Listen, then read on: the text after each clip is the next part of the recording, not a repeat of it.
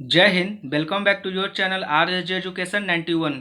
दोस्तों, अभी हम लोग एसआई और सीडीपीओ के सेट के लिए मिलते हैं। इससे पहले हम लोगों ने टोटल 35 सेट को देख लिया है। आज हम लोग 36 सेट को देखेंगे। इसका पूरा पीडीएफ आपको हमारे Telegram channel R S J target with are S J education पे मिल जाएगा। और आप हमारे टेलीग्राम ग्रुप से भी जुड़ सकते हैं, क्योंकि वहाँ हिस्ट्री का बैच जो है कि चैप्टर वाइज चल रहा है शाम को 4 बजे। तो चलिए आइए स्टार्ट करते। उससे पहले जो चैनल पे नए हैं वो चैनल पे जाकर इसे सब्सक्राइब कर लें, शेयर कर दें और लाइक कर दें। तो चलिए आइए हम लोग पहले क्वेश्चन पे चलते हैं। हमारा पहला क्वेश्चन है, वैदिक सभ्यता में किस पशु को अधन्या कहा गया है? तो आपका टाइमर है स्टार्ट। ऑप्शन क्या हो जाएगा ये आपको बतलाना है। चलिए यहाँ ऑप्शन की बात की जाए तो क्या हो जाएगा, टाइमर हो गया खत्म। ऑप्शन नंबर जाएगा ए, गाय। गाय को जो है कि अधनिया कहा गया है। ठीक है, अधनिया का मतलब होता है ऐसा पशु ऐसे पशु को श्रेणी में रखा जाता है जिसको कि हत्या जो है कि करना पाप है। इसको जो है कि हमारे वेद में भी इसके हत्या के बारे में मृत्युदंड का प्रावधान किया गया है। देश निकाला का प्रावधान किया गया है। किसको? गाय को। मतलब कि वो उस आदमी को अगर गाय को वो अधन्यता ना मारे जाने योग्य जो है पशु उसको कोई मारता है तो उसको ये सजा मिलेगा। नेक्स्ट है हमारा दूसरा नंबर क्वेश्चन, सिंधु सभ्यता के किस स्थल से खेत जोते जाने के साक्ष्य मिले हैं? तो सीधा सा क्वेश्चन है कि खेत के साक्ष्य कहाँ मिले हैं, है ना। तो खेत के साक्ष्य कहाँ मिले हैं आपको बताना है और टाइमर आपका हो गया खत्म। चलिए ऑप्शन की बात की जाए तो यहाँ ऑप्शन हमारा ऑप्शन नंबर डी हो जाएगा। कहाँ? कालीबंगन से। कालीबंगन जो है राजस्थान में पड़ता है और इससे हम लोग काली रंग की चूड़ियाँ भी कहते हैं। यहाँ से खेत के साक्ष्य और अग्नि पूजा के भी साक्ष्य मिले हैं।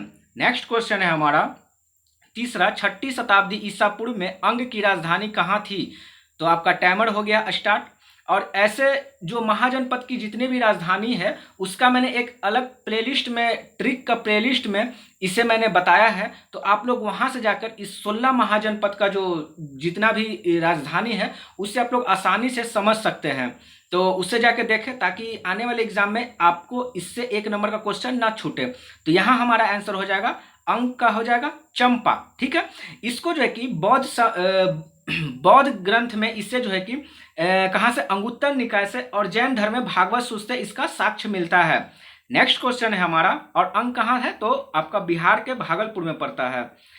मोहम्मद गोरी के किस गुलाम ने बंगाल एवं बिहार पर विजय प्राप्त की थी? तो वो कौन सा शासक है जो कि बंगाल और बिहार पे शासन किया था? तो टाइमर आपका हो गया खत्म।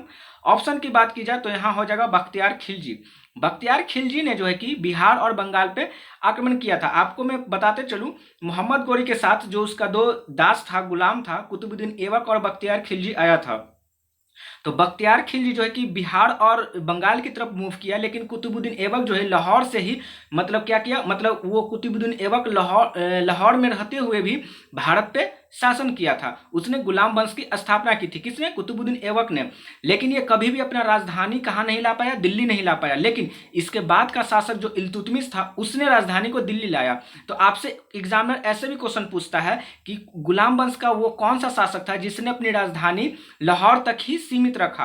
तो आपका आंसर कुतुबुद्दीन ऐबक जाएगा। बाकी इस क्वेश्चन में हमारा answer option number C, Bakhtiyar Khilji हो जाएगा, जो कि नालंदा विश्वविद्यालय और विक्रमशील विश्वविद्यालय जो भागलपुर में पड़ता है उसको ये क्या किया था, विध्वंस किया था। नेक्स्ट क्वेश्चन है हमारा, दिल्ली सल्तनत के किस शासक ने अपनी राजधानी दिल्ली से देवगिरी स्थानांतरित की?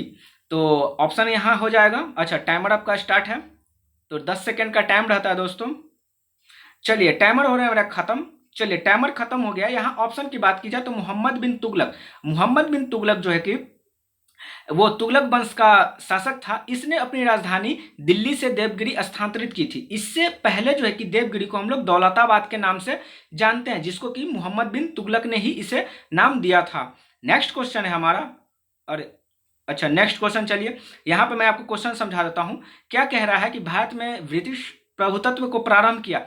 देखिए दोस्तों, यहाँ पे क्वेश्चन एग्जामिनर 2 तरीके से पूछता है। क्वेश्चन के लैंग्वेज को आप लोग समझने का कोशिश कीजिएगा। लैंग्वेज ये दे देगा कि किस युद्ध में भारत में ब्रिटिश का प्रभुत्व जो है कि पूरी तरह से जम गया, है ना। तो हमारा आंसर जाएगा बक्सर की लड़ाई। ठीक है, लेकिन यहाँ प्रारंभ की बात की जाए, प्रभुत्व जो है कि प्रारंभ किया, है ना। तो प्रारंभ किया था प्लासी की लड़ाई 23 जून 1757। बक्सर की लड़ाई कब की गई थी, आपको कमेंट बॉक्स में इसका आंसर देना है, ठीक है। प्लासी की युद्ध जो है कि रॉबर्ट क्लाइव और सिराजुद्दौला जो बंगाल के नवाब थे उनके बीच हुआ था। नेक्स्ट क्वेश्चन है हमारा, बंगाल विभाजन कब लागू हुआ। तो टाइमर आपका स्टार्ट हो गया है। चलिए यहाँ पे टाइमर खत्म होने वाला है, जल्दी से आंसर दे दीजिए। चलिए ऑप्शन नंबर जाएगा सी, 16 अक्टूबर 1905। 16 अक्टूबर 1905 को जो है कि बंगाल विभाजन लागू कर दिया गया था, लेकिन इसे 1911 ईस्वी में दिल्ली दरबार में बंगाल विभाजन को रद्द कर दिया गया, अर्थात उसे मृत घोषित कर दिया गया, मतलब मृत, है ना, मृत घोषित कर दिया। इसे किसने लाया था, तो लॉर्ड कर्जन, आपको याद रखना है। नेक्स्ट है हमारा, किस नदी को सदा नीर कहा गया है। तो सदा नीर नदी किसे कहा गया है, आपको बताना है। टाइमर आपका स्टार्ट है।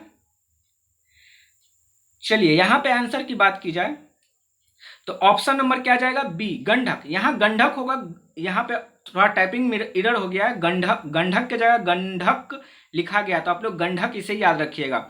नेक्स्ट क्वेश्चन है हमारा 9th नंबर, निम्नलिखित राज्यों में से कौन इलायची का सबसे बड़ा उत्पादक है।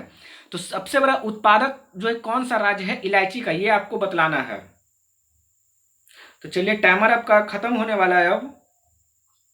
चलिए यहाँ टाइमर समाप्त होता है। ऑप्शन जाता है हमारा option number C, Kerala. Kerala में जो है कि क्या है, इलायची का वो सबसे बड़ा उत्पादक राज्य है केरल। क्यों, क्योंकि यहाँ जो कार्डमम पहाड़ी है यहाँ पे ही इलायची होता है, ठीक है। तो इलायची यहाँ पे ज़्यादा अधिकता होती है, इसीलिए हम लोग इसे इलायची की पहाड़ी भी कहते हैं। किसको, कार्डमम को, कार्डमम पहाड़ी को इलायची की पहाड़ी बोलते हैं। ऐसे कार्डमम की पहाड़ी को आप देखिएगा, मतलब इलायची की पहाड़ी को देखिएगा, तो ये केरल, तमिलनाडु और कर्नाटक में विस्तृत है, लेकिन इसका सबसे ज्यादा भाग जो है केरल में पड़ता है, इसीलिए यहाँ पे आंसर हमारा ऑप्शन नंबर सी, केरल होगा। नेक्स्ट क्वेश्चन है हमारा, क्षेत्रफल के आधार पर कौन सा स्थान भारत का विश्व में है। तो विश्व में हमारा क्या रैंकिंग है क्षेत्रफल के एरिया के हिसाब से, वो आपको बताना है। और कमेंट बॉक्स में आपको यह बताना है कि जनसंख्या की दृष्टि से भारत का विश्व में कितनावां स्थान है। तो यहाँ हमारा आंसर हो जाता है 7वां। भारत का कितनावां स्थान है, 7वां। और पहले स्थान पे कौन है क्षेत्रफल के हिसाब से, तो रूस है, फिर कनाडा, फिर चीन, फिर अमेरिका, फिर ब्राजील, ऑस्ट्रेलिया, तब हमारा प्यारा भारत आता है। और आपको एरिया के हिसाब से तो मैंने बता दिया, आपको जनसंख्या के हिसाब से बताना है कि भारत का स्थान कितनावां है पूरे विश्व में। कमेंट बॉक्स में आपको आंसर तुरंत देना है। नेक्स्ट क्वेश्चन है हमारा, भारतीय संविधान के निम्नलिखित अनुच्छेदों में से कौन विभिन्न वर्ग में आता है। मतलब ये 4 जो अनुच्छेद आपका है 19, 16, 15 और 14, तो ये इसमें से क्या डिफरेंस है, मतलब ये चारों अनुच्छेद में क्या डिफरेंस है। तो ऑप्शन हमारा जाएगा ए। अब देखिए यहाँ पे कुछ लोग जो है कि नहीं सब क्वेश्चन समझ पाए होंगे, तो मैं उन्हें क्वेश्चन समझाने की कोशिश कर रहा हूँ।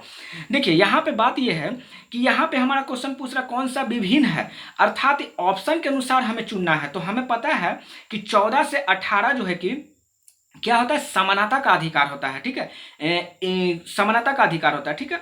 तो और जो 19 है 19 से 22 को हम लोग स्वतंत्रता का अधिकार बोलते हैं। तो यहाँ पे 3 जो हमारा ये ऑप्शन है 14, 15 और 16, ये तीनों में स्वतंत्रता का समानता का अधिकार देता है, ठीक है। लेकिन ये 19 जो है स्वतंत्रता का अधिकार है। तो ये तो फंडामेंटल राइट में ये अलग हो गया है, चारों फंडामेंटल राइट ही, लेकिन उसमें भी अगर कैटेगरी की बात की जाए तो ये 19 नंबर जो है कि अलग हो जाता है। इसीलिए हमारा आंसर यहाँ पे option number option number A 19 जाएगा, ठीक है। तो चलिए यहाँ पे आप लोगों ने समझा, तो इसके अनुसार आपको क्वेश्चन के अनुसार आंसर देना है, ठीक है। नेक्स्ट क्वेश्चन हमारा देश के सशस्त्र सेनाओं के कमांडर इन चीफ कौन होते हैं।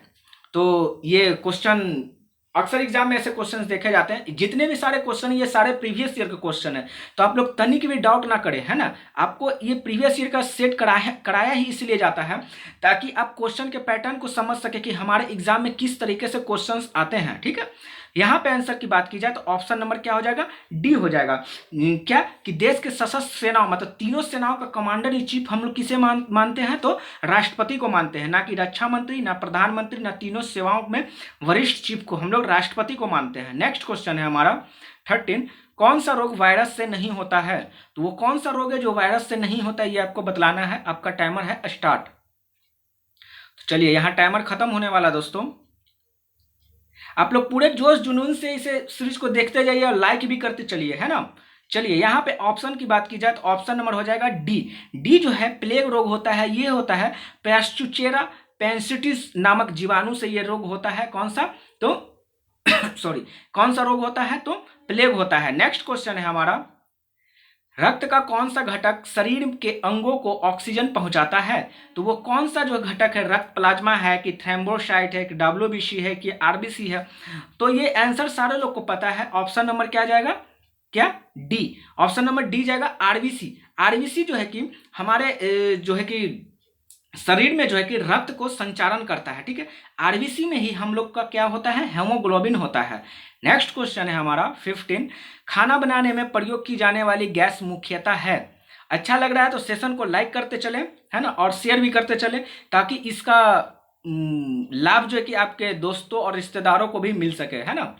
चलिए यहाँ पे आंसर हो जाएगा option number C, methane. Methane जो है कि क्या खाना बनाने वाले गैस में मीथेन की प्रचुरता पाई जाती है। ये मीथेन जो है कि रंगहीन, गंधहीन और स्वादहीन गैस होता है। ये ज्यादातर जो है कि दलदली क्षेत्रों में पाई जाती है। इसे हम लोग मार्स गैस के भी नाम से जानते हैं। नेक्स्ट क्वेश्चन है हमारा 16, अंतर्राष्ट्रीय कृषि विकास कोष का मुख्यालय कहाँ है? तो आपका टाइमर है स्टार्ट। चलिए यहाँ टाइमर खत्म होने वाला है दोस्तों, आप लोग आंसर जल्दी से जल्दी दीजिए। चलिए टाइमर हो गया खत्म। ऑप्शन नंबर क्या जाएगा यहाँ? बी, रोम। रोम में जो है कि अंतर्राष्ट्रीय कृषि विकास कोष का मुख्यालय है। बाकी हम लोग वियना, जेनेवा और द हेग के बारे में भी समझ लेते हैं। तो वियना में हमारा राष्ट्रीय क्या है? राष्ट्र औद्योगिक विकास संगठन है। रोम में अंतर्राष्ट्रीय कृषि हम लोग ने देख लिया। विश्व व्यापार संगठन जेनेवा पड़ता है और अंतर्राष्ट्रीय न्यायालय द हेग। 17 नंबर क्वेश्चन हमारा है, क्लोरोफिल में कौन सी धातु आयन पाया जाता है? तो क्लोरोफिल में कौन सी धातु आयन पाया जाता है? इसका आंसर आप लोग जल्दी से जल्दी दीजिए, टाइमर क्योंकि आपका खत्म होने वाला है।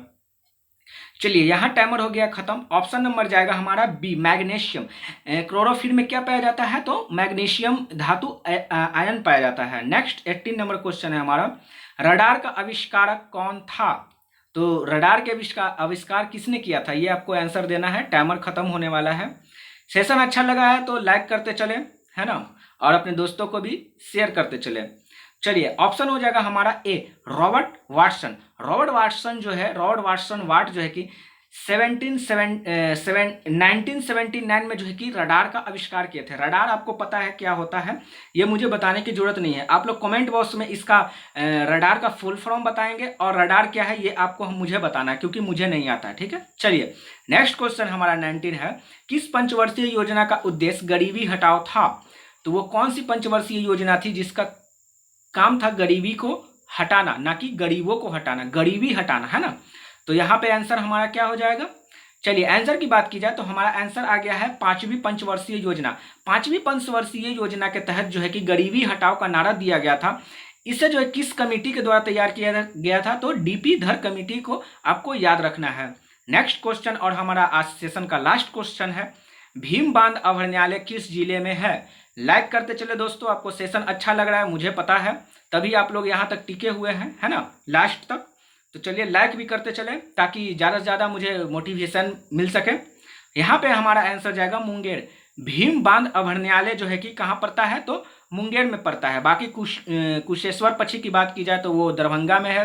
कामर झील पक्षी अभयारण्य आपका बेगूसराय में पड़ता है और गौतम बुद्ध अभयारण्य हमारा गया में पड़ता है। तो चलिए हमारा सेशन यहाँ खत्म होता है, मिलते हैं हम लोग नेक्स्ट वीडियो में। तब तक के लिए आप लोग अपना ख्याल रखें, अपने परिवार का ख्याल रखें और सेशन को लाइक शेयर भी करते चले। और जो लोग भी इस चैनल को नहीं सब्सक्राइब कर ले तो दोस्तों आपसे हम्बली रिक्वेस्ट है, आप लोग सेशन को सब्सक्राइब कर लें और बेल आइकन को दबा दें ताकि चैनल के द्वारा किसी भी प्रकार का नोटिफिकेशन आपको सबसे पहले मिल सके।